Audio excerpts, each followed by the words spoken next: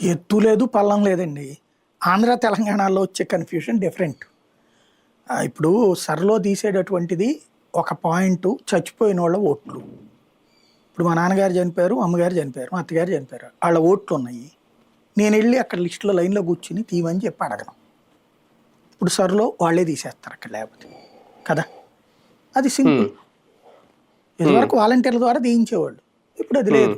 కాబట్టి ఒక ఆస్పెక్ట్ నడుచుద్ది. అలా చనిపోయినోళ్ళ ఓట్లు ఎన్ని లక్షలు ఉంటాయో తెలీదు 2 తెలుగు రాష్ట్రాలు.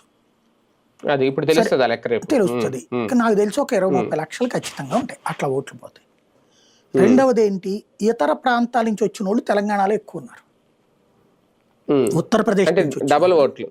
మెయిన్ ఇప్పుడు అసలు తేలేది అదే. తెలంగాణకి రాబోయే సంక్షోభం ఏంటంటే ఓట్లు బోలెడు పోవాలి, లేదా ఓట్లు బోలెడు రావాలి.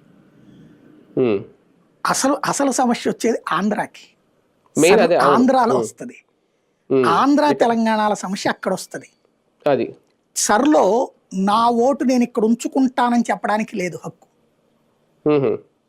నా ఓటు నేను ఇక్కడ ఉంచుకుంటాను, నేను పుట్టింది ఆంధ్రాలో కాబట్టి నా ఓటు ఆంధ్రాలో ఉంచుకుంటానని అంటానికి లేదు. ఇప్పటిదాకా మనకేం జరుగుతుంది, డబుల్ ఓటు ఆంధ్ర తెలంగాణల మధ్యన జరుగుతుంది. హైదరాబాద్కే పెద్ద సమస్య.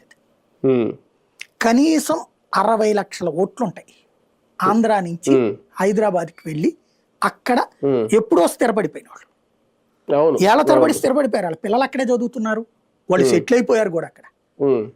కానీ ఓటు హక్కు ఇక్కడ